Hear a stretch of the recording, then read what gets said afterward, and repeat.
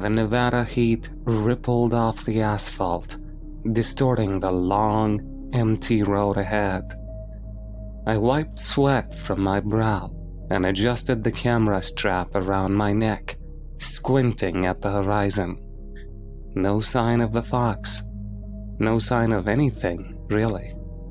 I should have been writing a real story, something that actually mattered. But instead, I was here, in the middle of nowhere, chasing a local legend about a rare albino desert kit fox that probably didn't even exist. This is what my career had come to? I can imagine the lackluster headline already. Kinley, local journalist, takes photo of a white fox. How exhilarating. I'm a small-town journalist. I'm barely scraping by.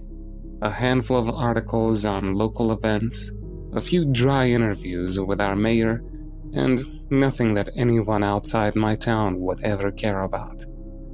There was no money in it, no future. If I had the funds, I'd have taken the risk and moved to the city by now, where stories actually happen. But I wasn't just stuck here, I was needed here. My mother had been slipping away for the last 7 years, and I was the only one left to take care of her. My only sibling, my half-brother, was gone, buried under 6 feet of dirt after he took his own life in 2019. He never recovered after his 5-year-old son Jackson died from some rare blood disorder. He tried all sorts of strange treatment options. Never divulged the details, but I know he tried every method possible. The doctors called it an anomaly, just one of those things. I called it a goddamn nightmare. Rent was due next week, and my savings were a joke. If I didn't land something soon, anything, I was screwed. A viral photo of the elusive white fox wouldn't change my life, but it might buy me a little more time. Then I saw her, a lone figure in the distance, walking straight down the middle of the road. No car, no supplies. Nothing but a slow, dragging gait and the sweltering heat pressing down on her shoulders. I frowned. The nearest town was 30 miles away. She shouldn't have been here. As she neared, I got my first clear look at her. A woman in her 70s, maybe older. Her clothes were stained with dust and sweat, her arms thin and sinewy, her skin burnt and peeling like old parchment. Her hair clung to her forehead, dark with sweat, and something about her felt wrong. My eyes landed on a faded panda tattoo on her arm. It was amateur work, the lines shaky, uneven. I grabbed my canteen and jogged toward her, holding it out. "Hey, take this. You need water." She didn't even flinch. Her eyes didn't meet mine. She stared past me, through me, like I wasn't even there. "Ma'am?" No reaction. Her breathing was off, a rattling, phlegmy sound that made my stomach tighten. I reached out carefully, placing a hand on her shoulder. "Hey, seriously, let me take you to a hospital, or at least let me get you back home." That's when she stopped, not gradually, not naturally, just stopped, like a malfunctioning doll that had suddenly lost power. The silence between us stretched. Her chest rose and fell with labored breaths, her skin slick with sweat and dust. Then, slowly, she turned her head toward me. Her eyes locked onto mine, and I felt my stomach drop. They weren't just tired, they were vacant, stretched wide in confusion, in fear. like she was just realizing she was here. And then she whispered it. "The kids." A chill scraped down my spine. "There are no kids." The words barely made it past her lips, as if she was afraid to say them. "Where are they?" Her voice trembled, her breathing hitched. Her gaze flickered wildly, as if she were scanning the desert for something, as if she expected to see them. I swallowed hard. "What kids? I don't..." Her body jerked forward, as if something snapped inside her. She grabbed my wrist, her fingers like claws digging into my skin. "Where is my baby?" She was gasping now, panic gripping her entire body. Her legs shook beneath her, and suddenly she was fighting for air, like a fish thrown onto the shore. "The kids! They're gone! All of them!" Her voice sprinted into raw hysteria, her body convulsed, chest rising and falling too fast, her fingers tightening until my skin burned. "Ashbrook," she wheezed out, eyes wild and unfocused. "There are no kids in Ashbrook. All of them gone." Then she collapsed. I barely caught her before she hit the ground. She was still breathing, but it was shallow, labored like something inside her was breaking. I didn't know what the hell was going on, but I knew one thing. I had to get her help. I dragged her toward the jeep, my heart slamming against my ribs. Ashbrook, a town I'd never stepped foot in. A town 30 miles further down this empty road. I raced for what felt like hours, but really was only 20-odd minutes.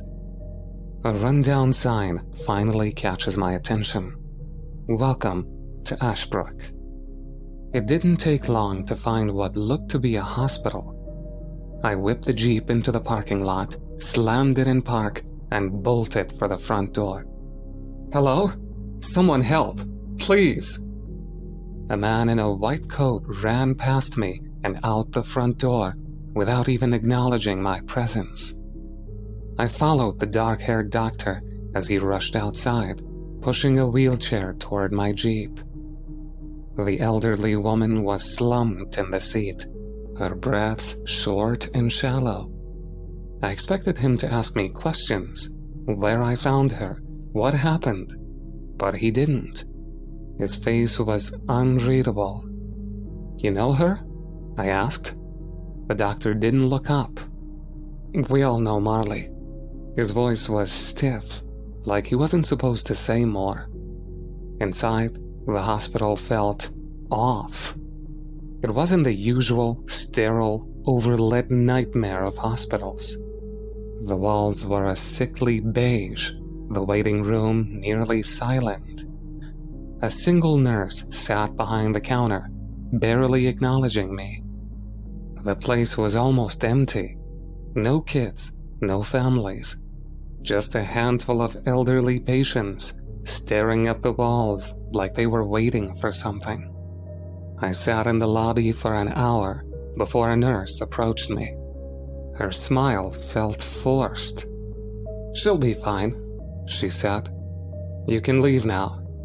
Something about it didn't sit right. "Can I see her?" The nurse hesitated, then shook her head. "She's resting." Liar. I don't know what it is, but the delivery from the nurse gave it all away. I stepped outside, the heat slamming into me like a wall. I needed air. I needed space. But most of all, I needed to get the hell out of that hospital. Something about the place, about the way they treated Marley like an afterthought, the way the nurse brushed me off, felt wrong. I leaned against the jeep, rubbing my temples. I could just leave, drive home, pretend none of this happened. But the words wouldn't leave me. There are no kids in Ashbrook. Marley wasn't just confused, she was afraid. And now that I was here, I couldn't shake the feeling that she wasn't wrong. I scanned the street in front of me. Ashbrook was small, unsettlingly quiet. A handful of businesses lined the street. Nothing modern, nothing corporate. Just mom-and-pop shops that looked like they hadn't been updated in decades. A thrift store, a butcher shop, a place called Ashbrook Treasures with sun-faded knickknacks in the window. It wasn't what I expected. For a town with no children, no young families, Ashbrook was alive. People milled about, moving between stores, chatting outside the diner. It was as if the town was perfectly content in its own isolated world. I grabbed my camera and notebook from the passenger seat. If there were no kids here, someone had to notice. Someone had to care. I decided to start small. The first shop I saw was an arts and crafts store. Run down, but still open. Maybe I could ease into it, chat up the owner, get a feel for the people here before pushing too hard. I pulled open the door, the small brass bell jingling overhead. The smell of dried wood, old paper, and something vaguely floral filled the air. Shelves of handmade trinkets lined the walls. Woven baskets, carved figurines, hand-painted signs with phrases like, "Bless this home," and "Welcome, friends." No sign of a cashier. I hesitated, glancing around. "Hello? Are you open?" A few seconds passed before a woman emerged from a supply closet in the back, sporting a tie-dye shirt and pink shorts. She smiled easily, her movements quick and eager, like someone who wasn't used to getting many customers. "Well, howdy there. Not very often we get an outsider. Look around. Everything is negotiable. Let me know if you need any help at all." Her energy was a stark contrast to the cold, distant reception I got at the hospital. I returned her smile, slipping into journalist mode. If I wanted answers, I needed to blend in. Be friendly, be honest, be curious but not suspicious. I ran my fingers over a small, hand-carved wooden owl sitting on the counter. "Actually, I'm a journalist. I wanted to talk to some locals to see if they had any interesting stories to share about life in Ashbrook." The woman's eyes flickered upward, as if considering something. "Well, there's not much that goes on in this town," she said finally. "Sometimes we get some drunkards who make fools of themselves for our entertainment. But that's about as exciting as it gets around here." I let out a short laugh. She was lying. I could feel it. I decided to shift gears. "You know, I came to town because an elderly woman collapsed in front of me about 30 miles out from Ashbrook. I hope she's okay. Do you happen to know her? She was about my height, a bit thinner, had a panda tattoo on her arm." The shift in her expression was immediate. A flicker of something, concern, fear, recognition, crossed her face before she covered it with a quick, practiced smile. "Marley? Oh, dear Lord, that poor woman." The shopkeeper wrung her hands together, forcing a tight-lipped smile. "She's been having a rough go of it lately." Something about the way she said it made my stomach knot. "What do you mean?" I asked. She hesitated, glancing at the front door like she was checking for someone. "She's just not well." The same vague response I got at the hospital. "She said something strange before she passed out," I pressed. kept talking about kids. Said there were no kids in Ashbrook. The shopkeeper's smile faltered. It was quick, just a flicker, but I caught it. The tightening of her lips, the way her fingers twitched against the counter. She's confused, she said, too quickly. Been saying strange things for a while now.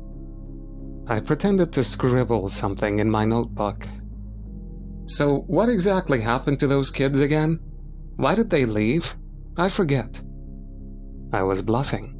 I had absolutely no information other than what some crazy, exhausted lady said before she'd passed out. Her hand stilled against the countertop. They never left. Just gotta pass their trials. The words left her lips softly, like a reflex. Something she'd said 1,000 times before. My stomach twisted. What trials? The shopkeeper's eyes snapped up, like she just realized what she said. She forced another smile, too wide, too strained. Oh, you know, just an old saying. Anyway, like I said, pick anything you like.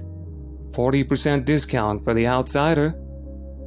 She turned and grabbed something from a nearby shelf, a handmade doll.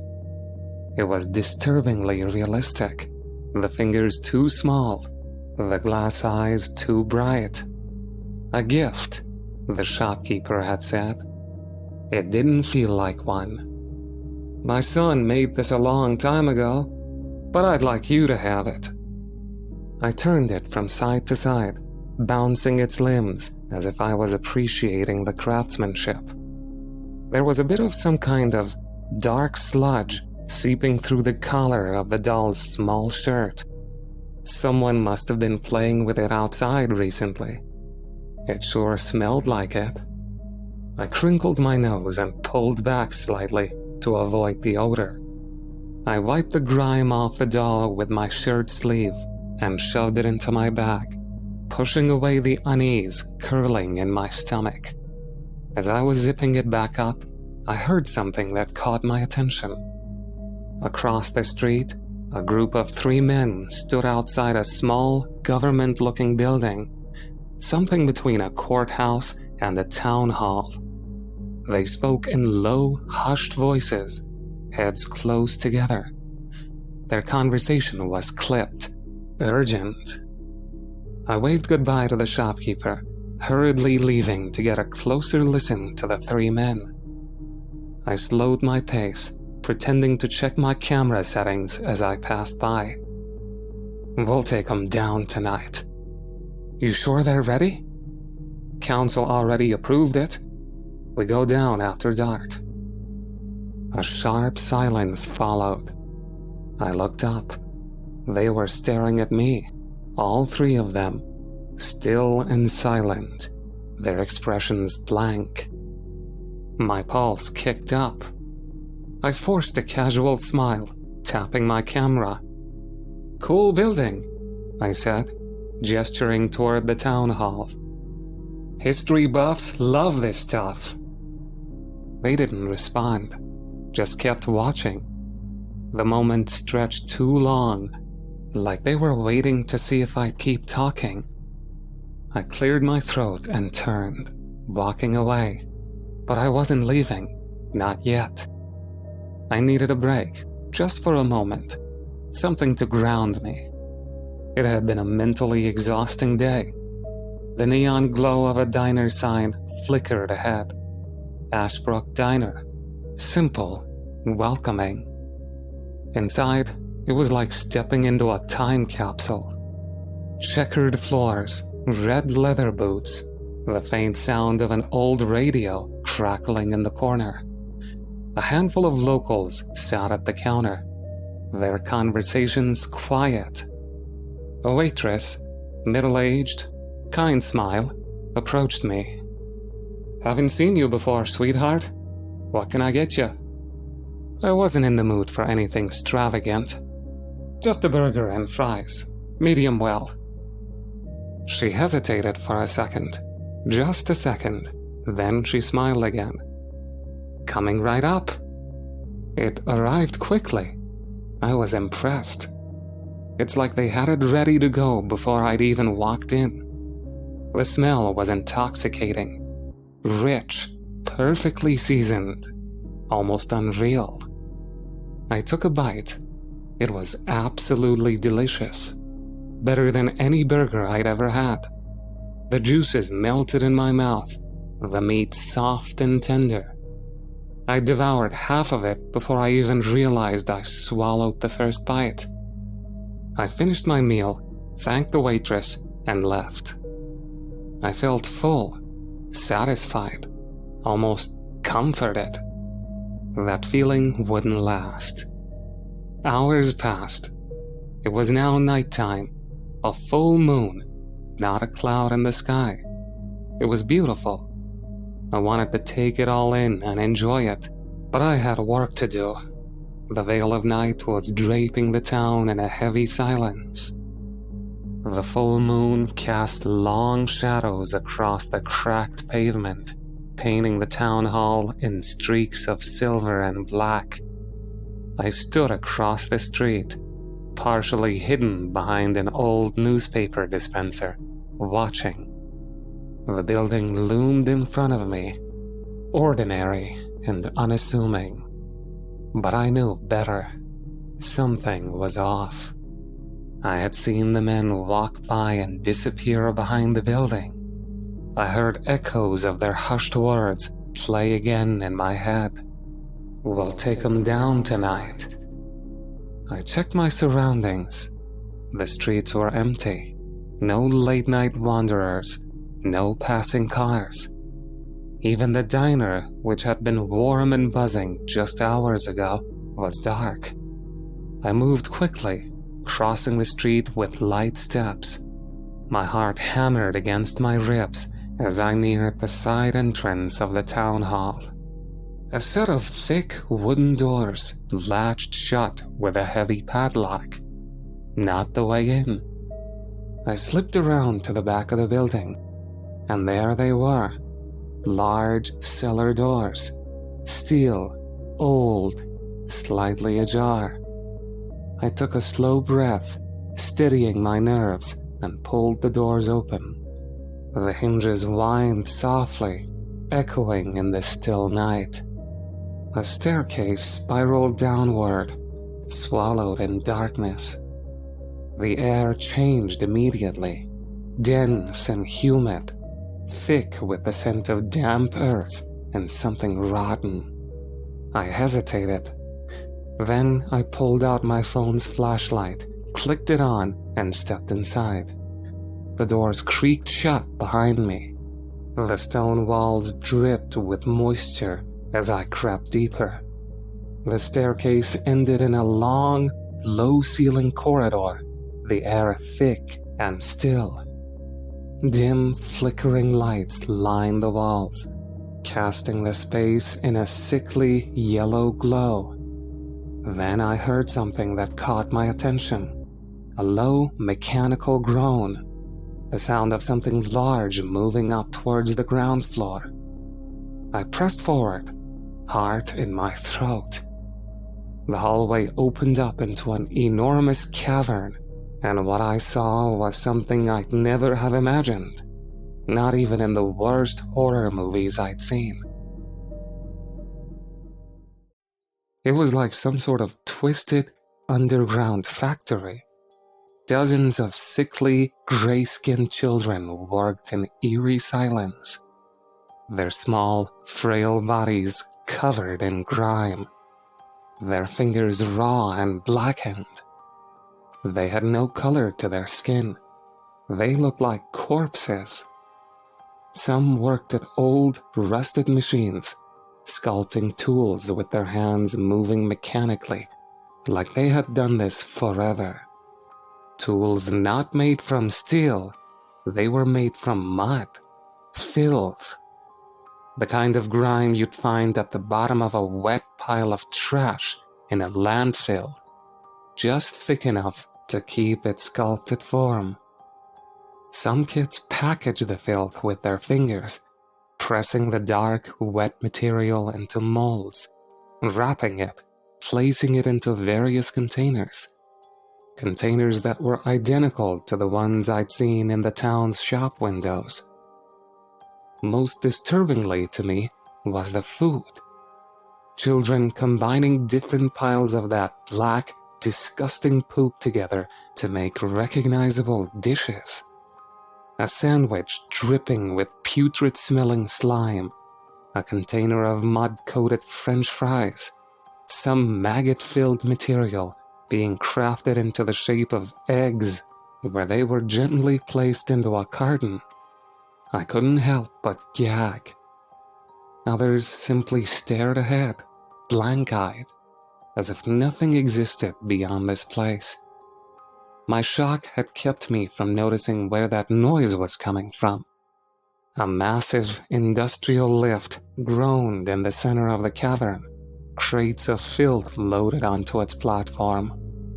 Through the gap in the ceiling where the lift came down from, I saw them.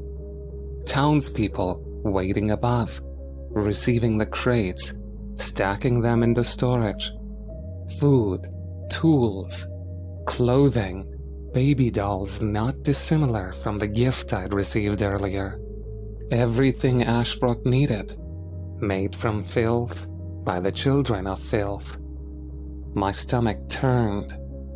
I could see the varying levels of product progression on a table in the storage room above. 3 different stacks of soda cans sitting on a table. The stack on the left still fully black, dripping goo. Freshly made, it seemed. The middle stack was still covered in grime, but I could make out faint letters taking form on it.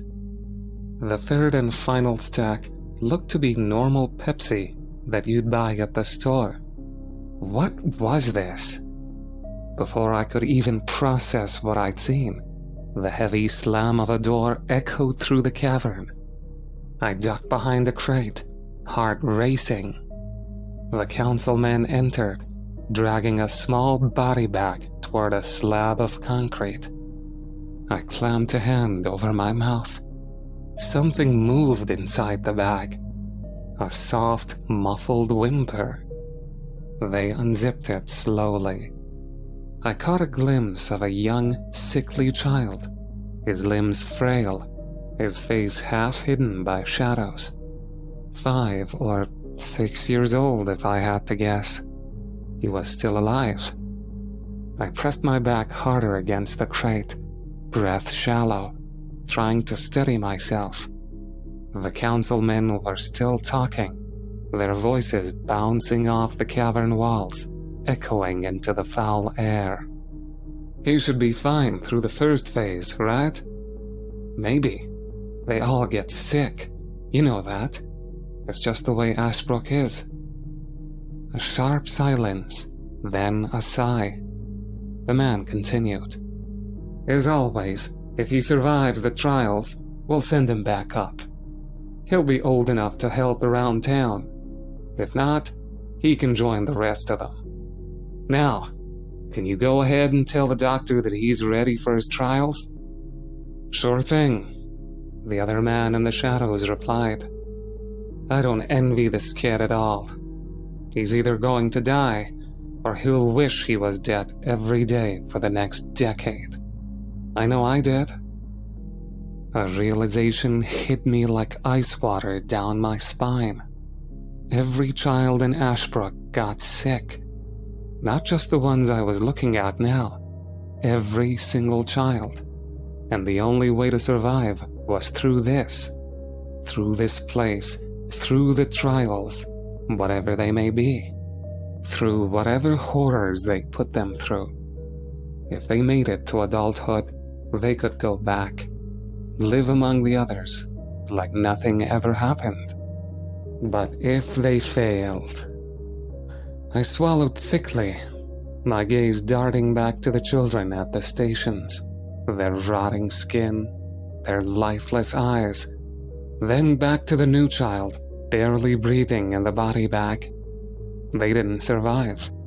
They stayed here, underground, in some limbo between life and death, made to work and craft from filth that which the town needed. I clenched my eyes shut. After a few minutes, which felt like hours, silence finally returned. The men had left. I was wishing that when I opened my eyes, I'd be staring at the ceiling in my bedroom, wishing that it was all a dream. I hesitantly squinted through my eyelids. My eyes surveyed the room. I didn't see my ceiling fan. This was no dream. This was hell. I was at a loss. Panicked, I looked around me, trying to find some magic answer or solution. Instead, my sights landed on a familiar figure. My stomach dropped, and my heart skipped a beat. A small boy working at one of the stations, his tiny fingers pressing dark material into a small box branded with an Ashbrook logo. He looked sickly and gray like the rest of them. There were wounds on his face and arms. They looked infected, like they hadn't been treated for months. Pus was oozing from them, as well as his ears, eyes, and corners of his mouth. My throat closed and my eyes watered. Jackson? That's Jackson, my nephew. That's impossible. Jackson was dead. I'd been to his funeral. I know he was dead. Yet here he stood, defying all human logic and reasoning. Had my brother taken him here for a cure? Why would he be here? This boy was still 5 years old, frozen in time. He turned his head, and his eyes met mine, wide, recognizing. "Jackson?" I whispered. His breath hitched. A flicker of something human returned to his face. Then, like something inside him snapped, he looked away and kept working, as if he wasn't allowed to acknowledge my presence. Before I could process any of what was going on, the councilmen's voices could be heard coming back down. They dragged yet another body forward, not in a bag this time. I saw her face. Marley. She was dead, but wrong. Her skin sagged, splitting at the seams. Her panda tattoo hardly recognizable. Vile liquids were oozing from her mouth and eyes. Her body twitched, giving the illusion of life, but I knew better. Nobody could look like that and still be breathing. I watched as all the children turned their heads, their eyes locked onto Marley. Slight smiles grew as they put down their work and limped right past me, straight to Marley. They reached down, tearing into her flesh, eating whatever was within reach of their small hands. The councilmen watched in disgust. "She slipped through the cracks, huh?" one man said, half laughing. The other man responded more seriously. "No, she was born here. You're too young to remember. Her parents took her out of town before her trials. She was sick, but they thought they could get her help somewhere else. We told them it didn't work that way, but they left regardless." "Why'd she ever come back?" the younger man asked with curiosity. "Well, she never did get better. She had a child at some point, but her sickness was passed on to that baby of hers. That poor thing didn't make it more than a week. She swore we took the baby from her, came looking for him. She couldn't come to terms with reality. Like I said, she was sick. She needed the trials. I couldn't take it anymore. I needed out." A high, sharp scream ripped through the air. I didn't even realize it came from me. I ran straight to Jackson. I don't know how. I had no control or feeling in my legs, yet they moved forward. I grabbed him, pulling him to his feet. "Come on, we're leaving." For a moment, he didn't resist. He followed me through the cavern, up the rusted staircase, out of the cellar. And then Jackson stumbled. He shuddered violently, his body twitching unnaturally. Filth and pus seeped from his pores, his skin melting like candle wax. "No! No! No!" I grabbed him and tried to pull him further. I needed to get him into the car, but his arms dissolved in my hands. His eyes met mine one last time. They were full of sorrow, understanding. Then he was gone. Nothing left but rot, pooling at my feet. I choked back tears. They could never leave. None of them could. The children were gone. I raced to my Jeep and scrambled to grab my keys. Through my shakes, I was barely able to put the keys in the ignition. I didn't stop driving, didn't look back, didn't breathe until I was miles away. I locked myself in my apartment and began writing everything down, trying to make sense of it. I still hadn't fully processed what had just happened. Then, without a moment's rest, a sharp, burning pain twisted through my stomach. My hands shook. I thought it could be the anxiety, the fear. But then I remembered. The burger. The perfectly seasoned, melt-in-your-mouth burger. I had eaten filth. I reached into the sink, but it's too late. Something inside me is rotting, changing. I don't know how much time I have left.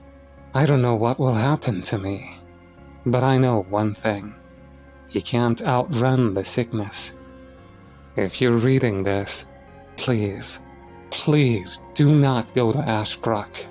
Do not eat their food. Do not ask about the children. Just stay home.